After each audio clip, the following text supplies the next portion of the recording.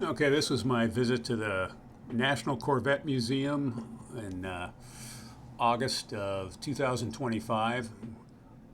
We're going to come in through the main entrance here, and you enter into the lobby, which is also where you can actually pick up a Corvette. You have to order it from a dealership, but they will deliver it to you here at the museum. So all of these brand new Corvettes to the left and the right are all awaiting delivery to their new owners. You come here, they put you in the car, they give you a fairly long, detailed explanation of the controls, how to use it, and then you actually drive the car out of the museum down this hallway and out one of the exits. What we just passed was the library where they have all the Corvette data going back to the 50s. There's a conference center, there's a little restaurant. Over on the left here is the museum store, which is just tremendous, and I usually end up spending $200 or $300 there every trip I make. There's some, I thought these were cute, these little Corvettes you can buy for your kids that are motorized. They're fairly expensive, however. And then on the end of this corridor are these simulators they've got a C8 simulator there, and you can see off to the left of it is the C7 simulator, and you can drive them down these, on these race courses, and they're full motion simulators as well. Very cool. I didn't do it this year just because the line was long. So next we're going to enter into the museum proper, and it starts with obviously this is a 1953 Corvette, the first one ever, the C1, and I consider these the C1As because of the back end. And then you enter into this area with, and they've got examples of, that's a C4 there, and then right behind it they've got a C6. And then you start to go through the various exhibits. This one always amuses me because I actually remember some of this stuff.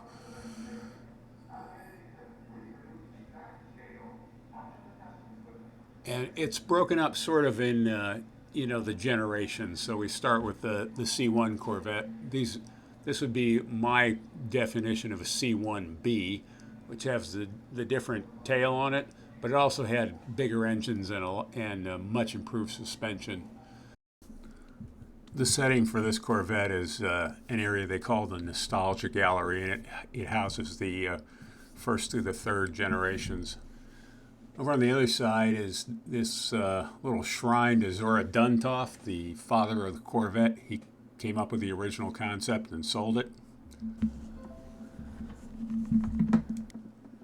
And now we have one of the fairly interesting, quirky displays at the museum. It's called the Entombed Corvette. It was originally purchased in 1954 by Richard Sampson of Brunswick, Maine. He owned a string of grocery stores and bought the Corvette, but after driving it for 4 years, he decided to park it, probably I believe at the insistence of his wife. And when his next store was built in 1959, he had a special tomb built into the basement, and the Corvette stored there. There it sat untouched for 27 years. At that time, the store he had passed away, and the store had changed hands, and the new owners of the store wanted to remodel. But they didn't want to just destroy the Corvette, so they contacted the Richard's daughter and offered her the car because it was her dad's car, and she had a huge sentimental value to her. She had it shipped to Florida where she lived, and she had it placed in her living room. I know this is a very interesting family, and it sat in her living room for 10 years. At that time, the Corvette was sold, and it passed through 3 or 4 owners and ended up at Meekham's auction and was auctioned off to an anonymous buyer who then donated it, and still remaining anonymous, to the Corvette Museum. And here it's sat for the last 8 or 9 years.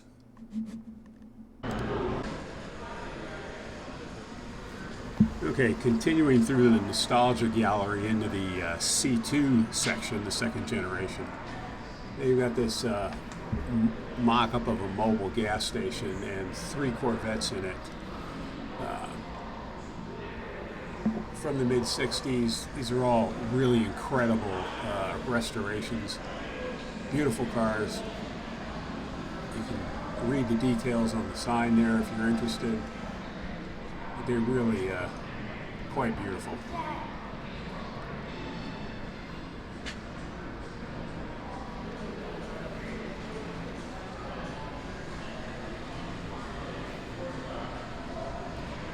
Now we're going to step into the C3 section. We have this mock-up of the factory and how the C3s were constructed. Obviously, body on frame construction. Interesting little display. And then they've got these. We've got 3 of the later C3 generations here. Beautiful cars. You can read the details of the sign if you're interested. Okay, next is the E. Pierce Marshall exhibit. The Marshalls, there was a father and a son, were die-hard Corvette and motorsports fans. And they both collected cars, vintage and late model, and also raced them. The exhibit just shows some of their collections and explains why each of the cars is significant in Corvette racing history. I'll just let you read the signs above the displays. It explains why each of these cars is significant.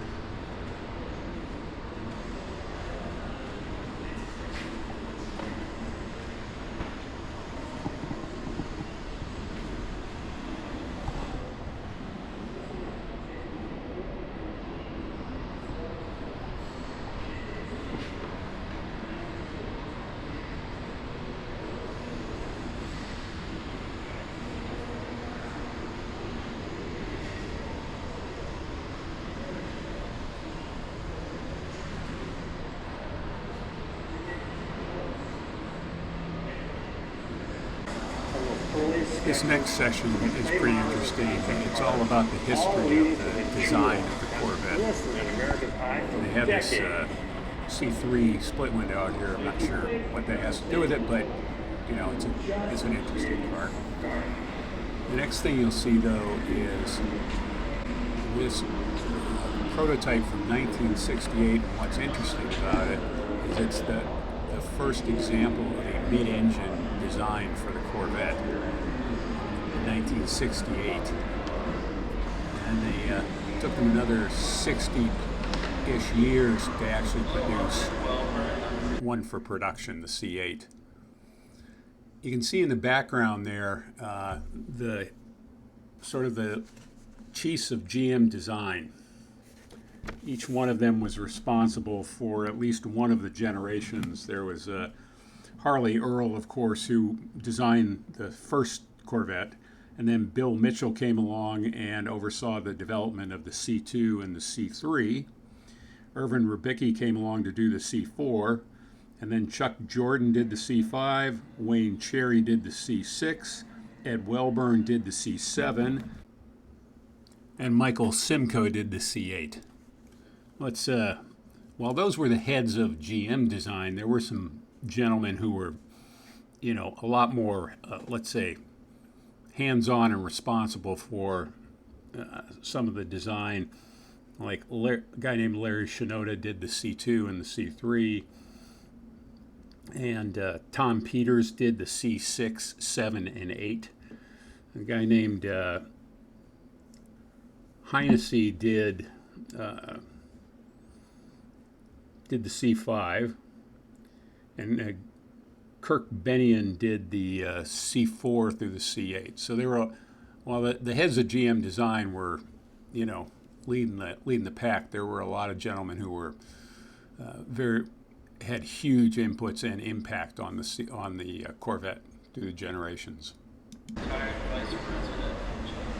This next area we're going to come up on is the kind of the homage to the design of the C3 Corvette.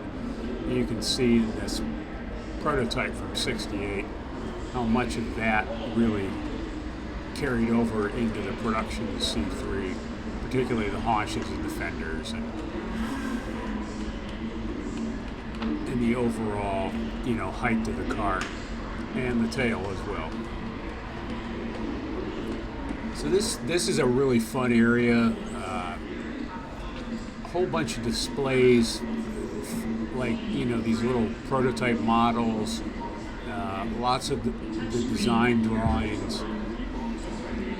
And as you walk through it here, you not only see the little displays, but if you stop on certain areas, it will actually project, you know, a different story on those overhead screens and different audio that basically is limited to what you can hear. So another mid-engine design. To kind of the initial models of the C8, and this is what you see as you're leaving the design area.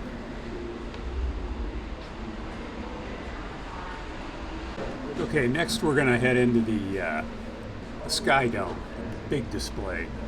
But the hallway leading into it has plaques of all the inductees into the Corvette Hall of Fame. They usually induct 3 new members each year, one from a racing category, a GM category, and enthusiast category. This is kind of new. You can see they're still building it out here. They got workers on the left side here. And now we're going to enter the Sky Dome, where they're hosting a really interesting new display called Pop Culture and the Corvette, an American Love Affair. Okay, so a couple of noteworthy Corvettes here. The white one is Jerry Lee Lewis's from 1954. That red Corvette was owned by Roy Orbison. The silver Corvette there was owned by astronaut Jim Lovell. That black and silver one there was owned by Reggie Jackson. The red with the white cones was owned by Brad Paisley. This the blue C3 there was in the reboot of Hawaii 5-0. The blue C7 there was featured in a video game, Gran Turismo 6. And that silver one on the end was actually a concept car from the movie Transformers: Revenge of the Fallen.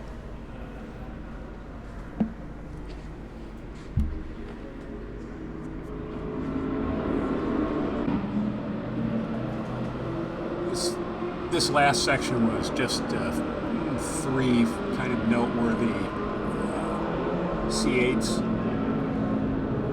This last one, though, on the end, the black one coming up here, was interesting to me because it's a right-hand drive. The C8 was the first Corvette where you could get a right-hand drive as an option from the factory.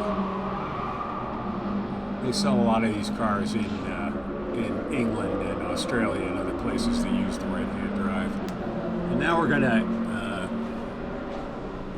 exit that display and basically start heading out of the museum. This last section was most of it's just an exhibit from a very famous Corvette photographer who was, took pictures of all the Corvette racing teams and other things. Interesting guy, did a lot of great work, really kind of captured what Corvettes can look like when they're on the track and doing their best. And then there's also, along with that, there's the last section of a few noteworthy Corvettes. You can see the come on, pan back around. There we go. You can see that the blue C2, very famous split window, and one of my favorite cars, the next one, the orange one, that's a C7 ZR1. I hope my goal with my car is actually build a car that's faster than this one. We'll see. And so you exit the museum after you've gotten all of your Corvette fantasies and hyped up to the max. You get to exit through the gift shop, which has lots of fun stuff in it that I always manage to buy a goodly amount of. So that's the end of the visit to the museum. Great place. Loved every minute of it. If you're at all interested in Corvettes and their history, it's well worth the trip.